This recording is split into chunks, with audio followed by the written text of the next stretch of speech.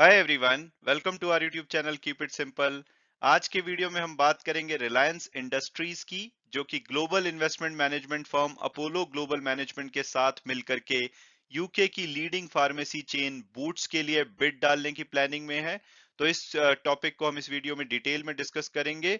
और आगे बढ़ने से पहले अगर आपने अभी तक चैनल को सब्सक्राइब नहीं किया तो प्लीज सब्सक्राइब करके हमें मोटिवेट कीजिए।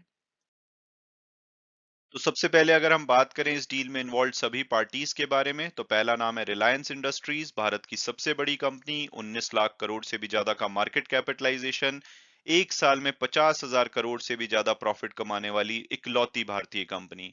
और अगर इनके सेगमेंट की बात की जाए तो इनका सबसे ज्यादा रेवेन्यू आता है ऑयल टू केमिकल सेगमेंट से, लगभग 56% के आसपास। इसमें ये पेट्रोकेमिकल में नंबर 1 प्लेयर हैं, रिफाइनिंग कैपेसिटी में नंबर 2 इंडियन ऑयल के बाद इनका नाम आता है। इसके बाद इनका 25% रेवेन्यू रिलायंस रिटेल से आता है, जिसमें कि ऑर्गेनाइज्ड रिटेल की बात की जाए तो ये नंबर 1 प्लेयर हैं। 11% रेवेन्यू जियो से आता है, टेलीकम्युनिकेशन में सबसे ज्यादा सब्सक्राइबर इनके पास है, होम ब्रॉडबैंड में नंबर 1 कंपनी है। इसके अलावा बाकी इनका 7% के आसपास अदर सोर्सेज से और ऑयल एंड गैस बिजनेस से आता है, 1% के आसपास का रेवेन्यू। और अगर एबिटा की बात की जाए तो 43% ऑयल टू केमिकल से, 32% डिजिटल से और 12% रिटेल से। इसके अलावा कंपनी बहुत ज्यादा जो ग्रीन एनर्जी सेगमेंट है उसमें फोकस कर रही है। तो आने वाले 10 साल में आप देखेंगे कि रिलायंस जो न्यू एनर्जी वाला बिजनेस है उसका भी शेयर इनके रेवेन्यू और एबिटा में बहुत बड़ा दिखाई देगा। इसके अलावा अगर बात की जाए कि भाई अपोलो ग्लोबल मैनेजमेंट क्या करती है, तो ये एक American global alternative investment management firm है। ये क्रेडिट यानी कि जो डेट इंस्ट्रूमेंट होते हैं उसमें इन्वेस्ट करती है, प्राइवेट इक्विटी में इन्वेस्ट करते हैं, इसके अलावा रियल एस्टेट में भी ये इन्वेस्ट करते हैं।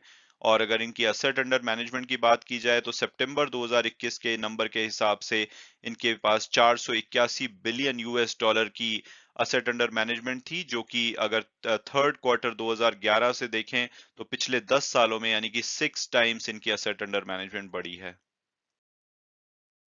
और अब अगर बात की जाए बूट्स की, तो बूट्स यूके की leading pharmacy led health and beauty retailer है।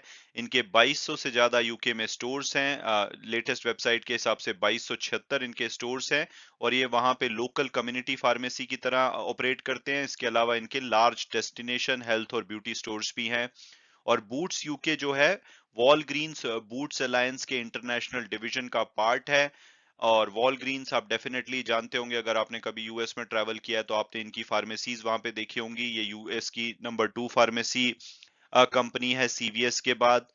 और अगर इसके बारे में और बात की जाए तो ये एक इंटीग्रेटेड हेल्थ केयर फार्मेसी और रिटेल लीडर है। 170 साल से ज्यादा इनकी प्रेजेंस है। दुनिया भर में इनके 13,000 लोकेशंस पे स्टोर्स हैं, जैसे कि यूएस में इनके 8,965 स्टोर्स हैं। सभी 50 जो यूएस की स्टेट्स हैं वहां पे आपको इनके स्टोर्स दिखाई देंगे।